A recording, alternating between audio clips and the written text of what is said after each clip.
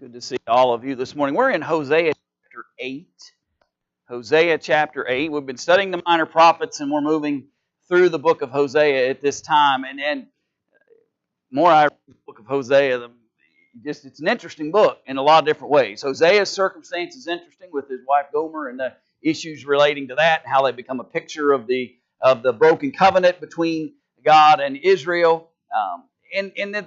Really in chapters 8, chapter 9, chapter 10, it reminds me of this. The prophet kind of reminds me of a circumstance where once he begins to tell them why it is God's bringing the judgment, what their condition is, and the behaviors that have kind of created this scenario where God brings judgment, it's almost like the prophet starts going, and another thing, and another thing, and another thing. He doesn't stop throughout these chapters. It just seems like he gets on a roll, if you will, of reminding them and teaching them and helping them appreciate that God's judgment, though it's severe, though it's destructive, though it's painful, though it's challenging, though it's all of these things, here's the reason why. It's not arbitrary.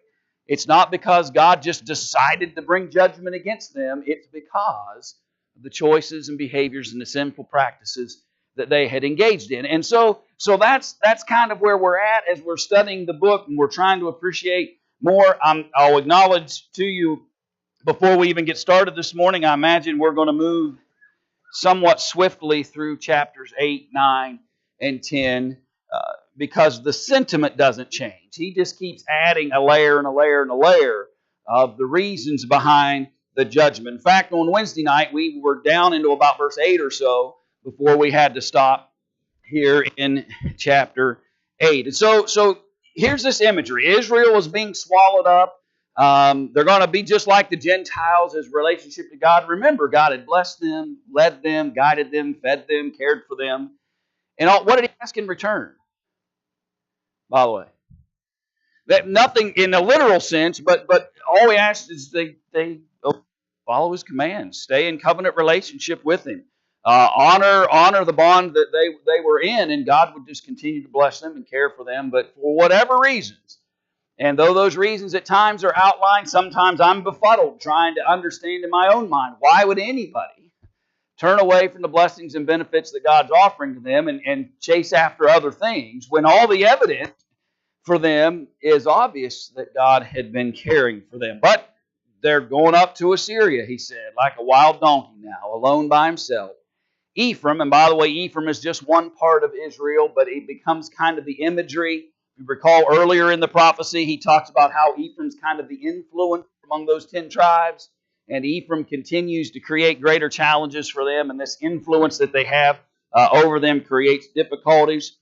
So Ephraim has hired lovers, that's the imagery. Yea, though they have hired among the nations, now will I gather them, and they shall sorrow a little for the burden of the king of princes. And so, and I read that verse and thought about it. I believe what he's saying is that the difficulties and judgments God's bringing are going to start soon. And it may be a little initially, and they may not feel the full brunt of it right off the bat as soon as Hosea speaks these words. It's not as if Hosea is going to go say this to the people and then immediately they're going to be led captive into Assyrian captivity. But he says, little by little, it's coming. This judgment is on its way, and the difficulties that are going to come, and you can't hire what? Yeah, you're not going to hire any help here.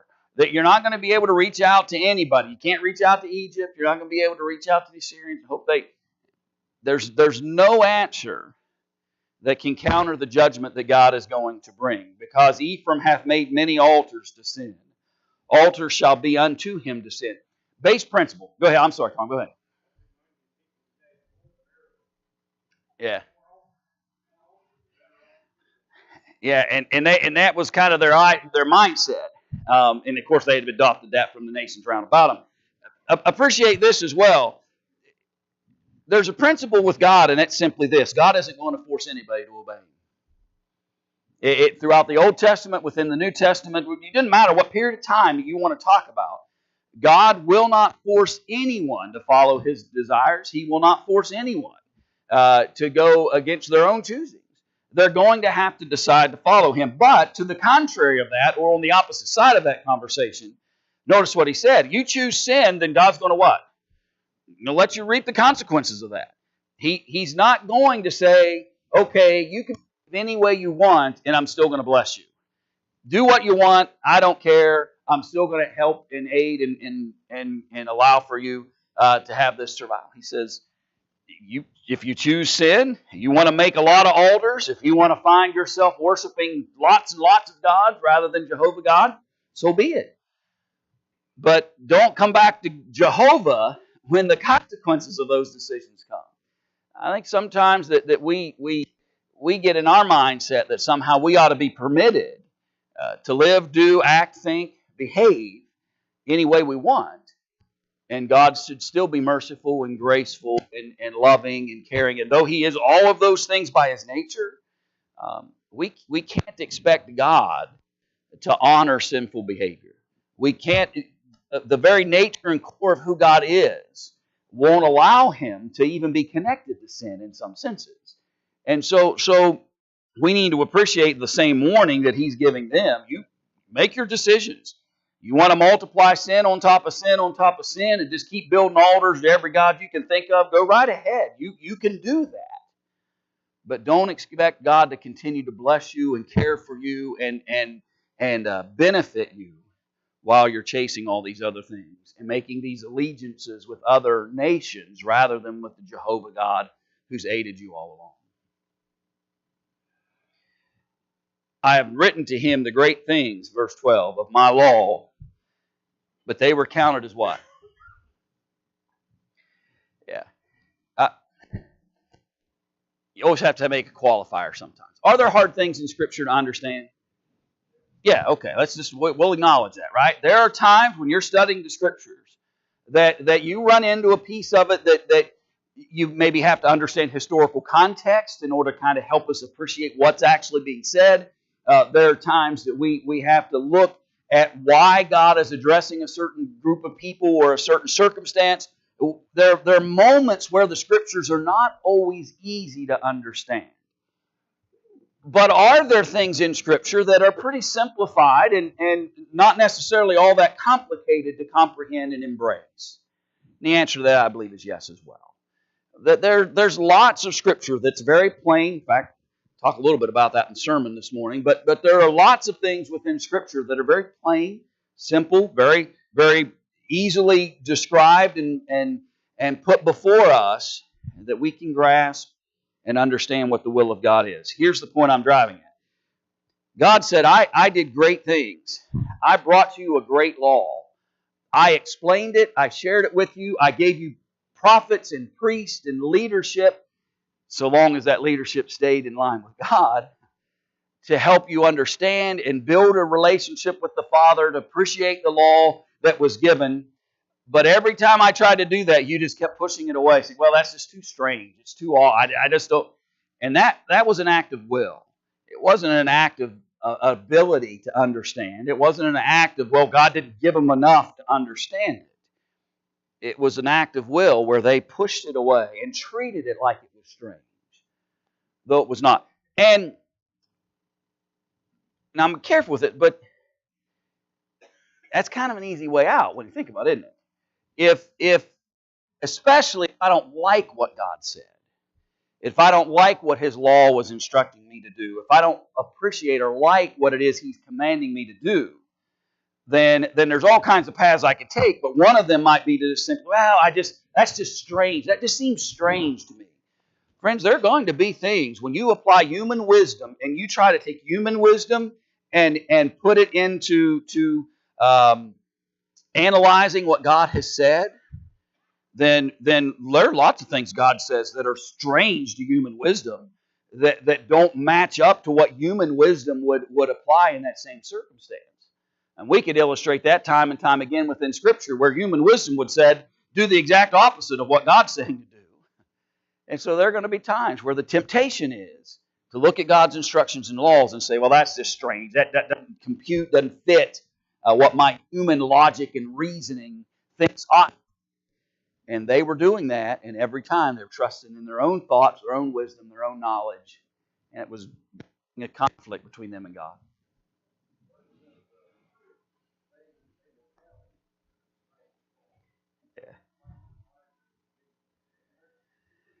Yeah, I yeah. In essence, I think that's the argument that I to no fault of God's. I gave you the law. I did everything I could to help you understand it. I gave you all the tools necessary to appreciate it. But your response to that was, well, it's just too strict. We're just going to push it aside. We just can't appreciate it in the manner you've given it to us. And now it's bringing consequence to them because of that approach to it. Go ahead, Jim. Yeah. Yeah. And as we move forward, I believe in chapter 9, you're going to see some references to prophets that are going to help us understand that a little bit too. So they sacrifice flesh for the sacrifices of mine offerings and eat it, but the Lord accepteth them not. Now will he remember their iniquity and visit their sins? They shall return to Egypt. By the way, Jeremiah shows in his prophecy how there was not only among Israel, but there's also among Judah a large a number of people when the armies come from the north and begin to invade. Which way do you run? You run to the south, right? You get away. That's your escape route, and that would be Egypt. And so there were lots of folks who attempted to escape the judgment of God by fleeing the region and running down into Egypt. But Jeremiah's prophecies deal with it, and Hosea deals with it as well. That's not going to help them. They're going to be in just as much difficulty and just as much hardship when they try to flee to another location as they would have been if they had just stayed and accepted the judgment of God that He was bringing. But that's going to be their effort. They'll try to return to Egypt. They'll try to find escape routes. But the iniquities and lawlessness among them is going to eventually have consequence. And it's interesting because you think about that. So you've multiplied. Go back to the text there in verse 11 for a second. Because Ephraim hath made many altars. Okay, we're worshiping to all kinds of gods. And then on occasion we show up at the altar of the Lord and we want Him to accept the sacrifice anyway. So yesterday I was making sacrifice to some Baal of some sort or type or kind. And today though I show up and want to offer the flesh sacrifice to Jehovah, and God says what? No thank you, right? I'm not interested in sacrifice today that you just offered the same sacrifice to another god yesterday. God's simply not willing to embrace or accept that approach towards worship and building a relationship with Him. For Israel hath forgotten his Maker, and buildeth temples, and Judah hath multiplied fenced cities. But I will send a fire upon his cities, and it shall devour the places thereof. The prominence of Hosea's prophecies are related to Israel, the 10 tribes to the north, but he references Judah on several occasions. They're going to last a little longer. Their captivity will come several years later after the captivity of Israel, but they're both heading in that direction. Judah happens to be in a positive moment at the time of Hosea's writings, and they'll survive a little while longer. But ultimately, even they will succumb to the idea that we can handle this. We've got fenced cities. We're protected. We've built a tremendous nation that can't be overtaken. And all the while, who have they forgotten? They've got God the whole time. Who was it that allowed them to have protection? God. Who won the battles? God. Who they had forgotten that everything they had and everything they were able to accomplish, all of it came because of who God was, not because who they were. And that's a priority sometimes we need to appreciate. Go ahead, Ray. Mm-hmm.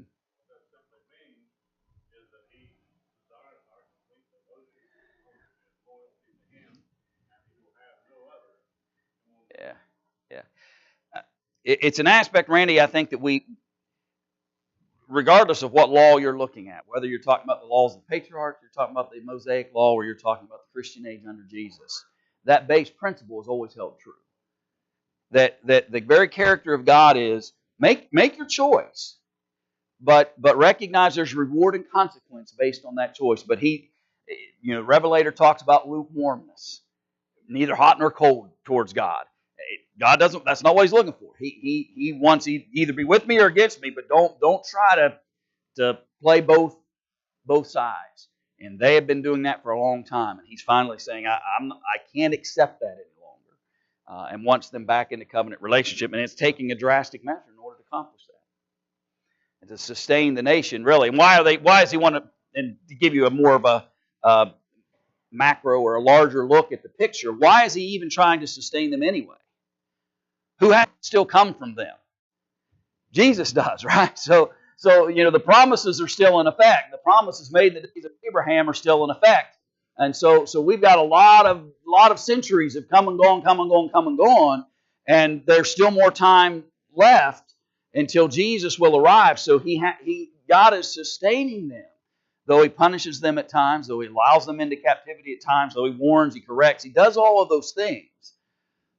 But He's going to preserve a remnant because He has to, for lack of a better way to describe that, to fulfill His purposes and plans in order to bring about ultimately Jesus, which Jesus has been interwoven in all of these prophecies as well about the promises of a returned relationship between God and His people.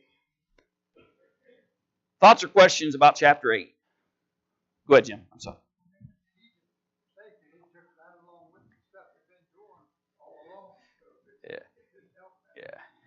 And the truth is, you can't outrun God. And Jonah teaches us that, and so many other things teach us that principle as well. Chapter 9.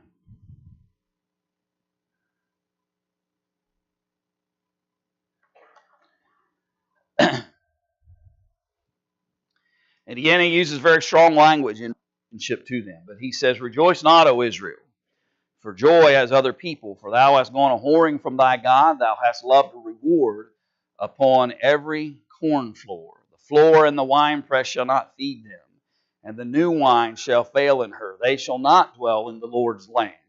But Ephraim shall return to Egypt, and they shall eat unclean things in Assyria." And so you've been living pretty good. Prosperity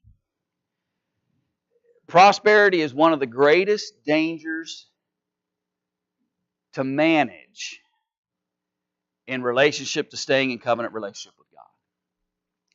Because prosperity can lead to all kinds of thoughts and considerations where we ignore God in the process. And prosperity can kind of lead me to think that I don't need God. Prosperity can lead me to think that my work and my effort and my doings have created this prosperity. That's Israel. We did this. We built this great nation. We've had all these wonderful benefits, prosperity that have come, and eventually he says it's going to come to naught.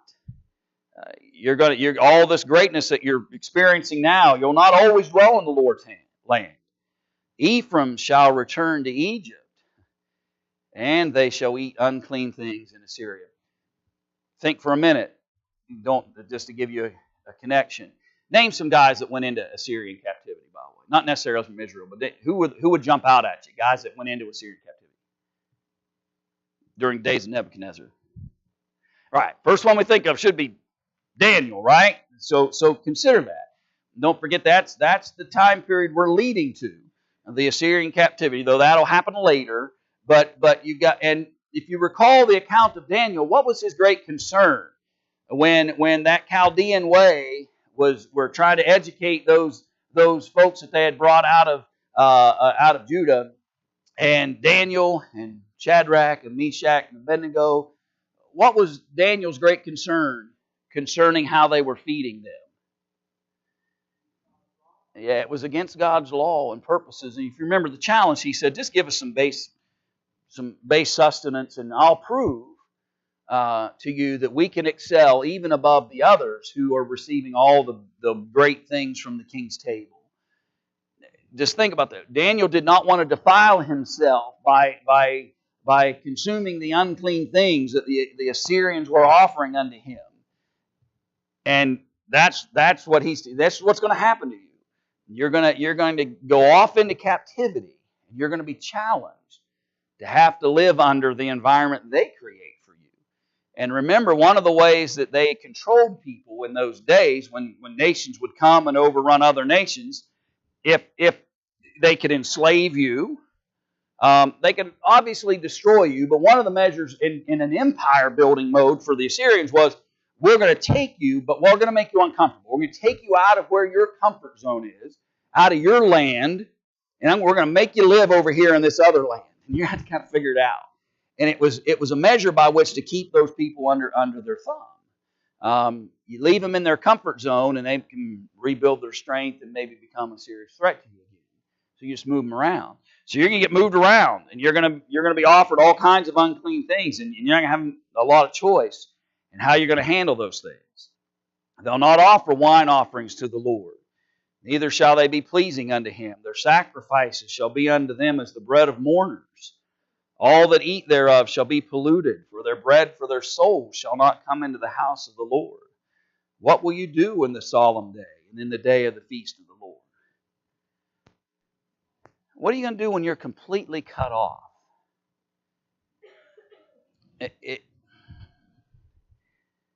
Up until this ultimate judgment comes, there's still opportunity, there's still a connection. But can you imagine the description now? He says, what are you going to do? You've been trying to play this game where you go off to your idols and your altars for a period of time, and then you come over here to Jehovah once in a while and say, here, accept this offering, accept this offering. Then you run back over here and worship these babies for a while. What are you going to do when you're just completely cut off from the Lord? What are you going to do when you're just completely cut off from the feast days and all the things?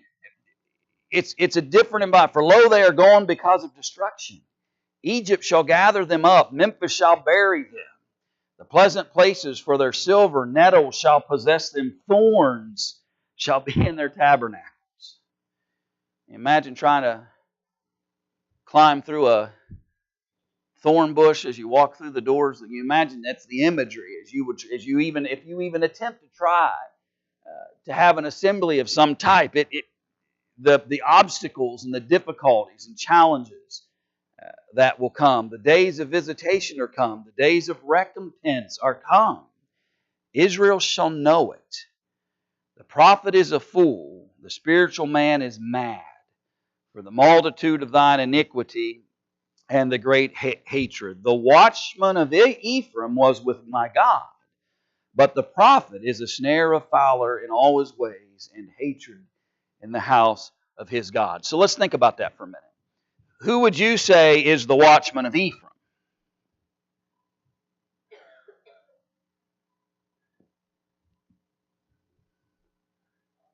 Okay, well, but the watchman of Ephraim was with my God. And so I'm going to argue that the watchman of Ephraim is Hosea.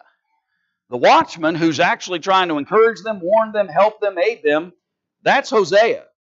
But your prophets and your prophets have become foolish. Your spiritual-minded men, supposedly, they're mad. They're sharing with you things, and they've added a multitude of what? Because of it. For the multitude of thine iniquity and lawlessness in verse 7. And the great hatred.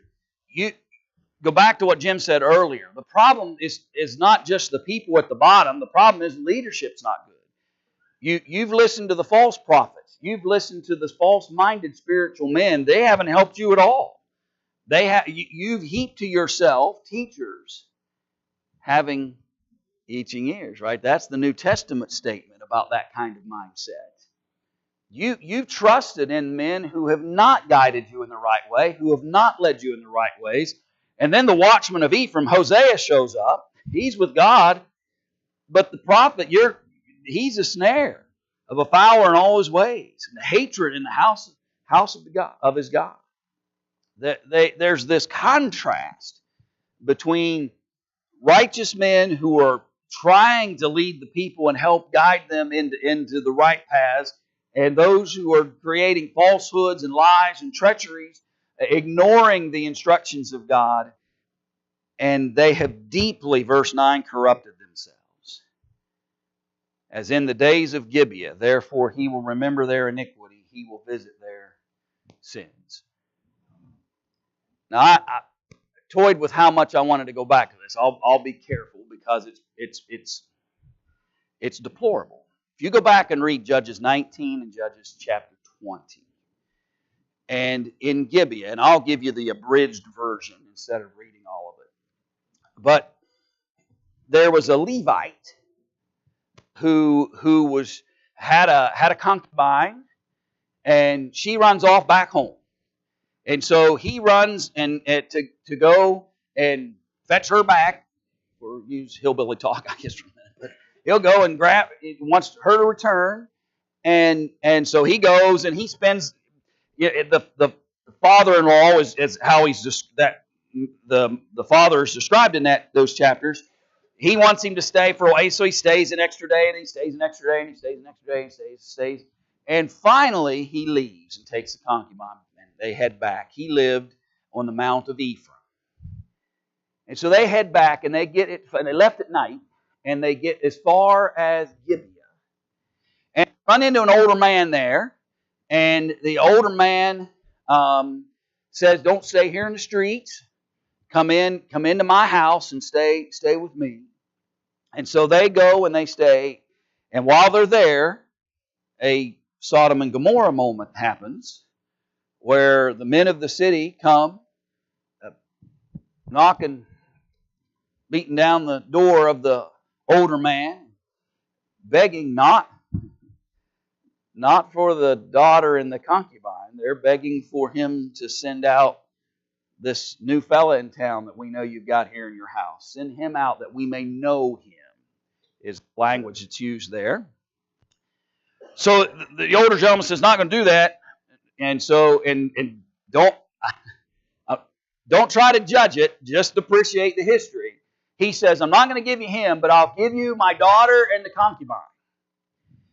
And so the concubine becomes the figure here. And so they take, and it's horrible. Let's just leave it at that. It's horrible what happens.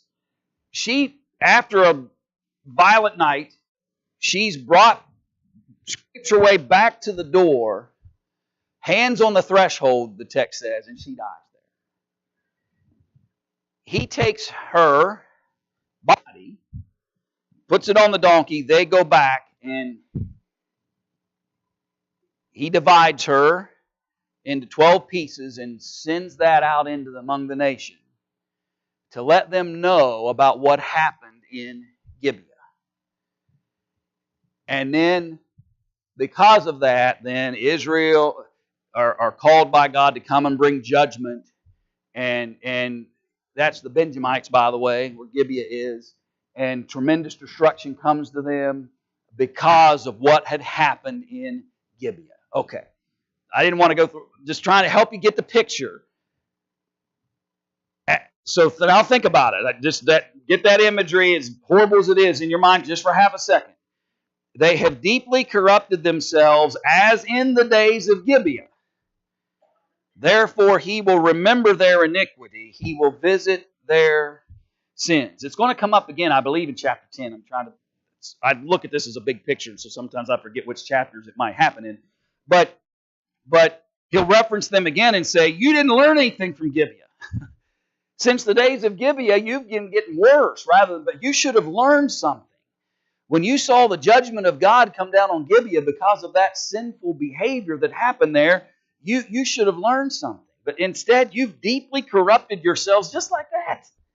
That's what you've become. It's horrible. Therefore, he will remember their iniquity. I found Israel like grapes in the wilderness. I saw your fathers as the first ripe in the fig tree at her first time, but they went to Baal-peor, separated themselves unto that shame, and their abominations were according as they loved." You saw historically what happened in Gibeah, and you didn't learn anything. I fed you like grapes. How often in a grape vineyard. You don't, right? You don't. In a desolate place, you don't find fertile ground and a place that can allow. But God says, even in a desolate place, I gave you a vineyard. I provided for you in ways that no other way you could have prospered. I gave you the first ripe of the fig tree. And instead of honoring me for it, you run off to other gods. And you separated yourselves or themselves unto that shame.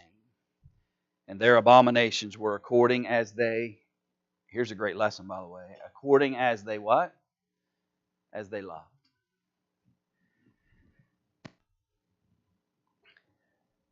What we love says a lot about us. The things that we love says a lot about us. In many ways, it defines us. The kinds of things that we love. Love's a strong word, by the way. We need to be real, although the word hatred is going to come up in this narrative eventually as well. But those are strong words that we have to be careful with sometimes. But the things that we love say a lot about who we are and the character that we have. And he said, you chased after the abominations and the sinful iniquities and the lawlessness and these deplorable violent behaviors because you loved them. And honesty hurts sometimes. And sometimes we have to be willing to admit that my behaviors, sinful behaviors came not at just because somebody else is urging or somebody else's bad influence upon me. I wanted to do that. And sometimes we get into continual, habitual sinful behaviors because it's what I love. This activity, this behavior, this choice. And that's how they're described. You loved it. You should have been appalled at the abominations that are mimicking that of Gibeon. Now, remember, I just gave you the abridged version of what happened in Gibeon. And that's the abominations. You guys love that. What's wrong with you? That's what God's saying. What's wrong with you? That you would choose that over me. I gave you grapevines in the middle of a desert. I provided for you in ways that you could never have provided for yourselves. And you ran off to Belpeor and have separated yourselves unto these shameful abominations because that's what you loved. It's horrible. It's one of the saddest depictions of people you could ever imagine when you think about what really God is saying to them through the prophet. As for Ephraim, their glory shall fly away like a bird. From the birth and from the womb and from the conception. Though they bring up their children, yet will I bereave them, that there shall not be a man left. Yea, woe also to them when I depart from them. When I leave completely, God says. You think it's dark now? Ephraim, as I saw Tyre, is planted in a pleasant place, but Ephraim shall bring forth his children to the murderer. God's saying to them, do you recognize that the choices and decisions that you are making don't just affect you? You're leading your children right into this destruction. Your choices and behaviors and decision making are bringing not just an effect upon you, but they're affecting and going to affect your children because of the path that you've taken them on. By the way, that doesn't change. That happens in the days of Israel. It's happened throughout man's existence for a long time. We've got to be smart, parents. We need to be as smart as we can be. Now, we're not going to be perfect, but we've got to recognize where are we leading them. Give them, O Lord, what wilt thou give? Give them a miscarrying womb and a dry breast. All their wickedness is in Gilgal. For there I hated them. For the wickedness of their doings, I will drive them out of mine house. I will love them no more. All their princes are revolters. Just Testament thought for a minute. There's teaching Jesus said, no man can serve two masters, for he will either love the one and hate the other. That's the imagery here, right? It's the same words. God says, my love for you is gone. And the opposite of that then, or the contrast of that, is hatred. For there I hate, their sinful behaviors, iniquities, and lawlessness had reached a point where God says, I must disregard them. I can't honor them any longer in this condition. And sometimes we get imagery wrong. We think of love and hate as just emotions. This isn't about emotion. What this is about is God says, I loved you, cared for you, provided for you, sustained you, did everything I could to help you. And what I got in return was iniquity, abomination, and you running off to serve every Baal and false god you could think of. So I can't love you in that condition. I can't regard you any longer. That's the imagery of not serving two masters, right? Love and hate's not emotional. It's about you can't serve. You've got to honor one and disregard the other. That's what love and hate means when Jesus describes that. And so if you've got two masters, you're going to honor one and disregard the other. You're going to love the one and hate the other. God says, I can't regard you any longer in this condition. And so He'll disregard. I will love them no more. All their princes are revolters. Ephraim is smitten. Their root is dried up. They shall bear no fruit. Yea, though they bring forth, yet will I slay even the beloved fruit of their womb. My God will cast them away because they did not hearken unto Him. And they shall be wanderers among the nations. Again, remember the judgment's coming from God, and He's involved in the manner in which this judgment will come. But really the resulting consequences that come are not so much because God is choosing this for them. They've chose this for themselves. God wouldn't choose this for them. They chose this for themselves. You decided you didn't want to honor me. Okay. If you don't want me on your side anymore, okay. Here's what happens when you disregard me. Here's what happens when you break the covenants.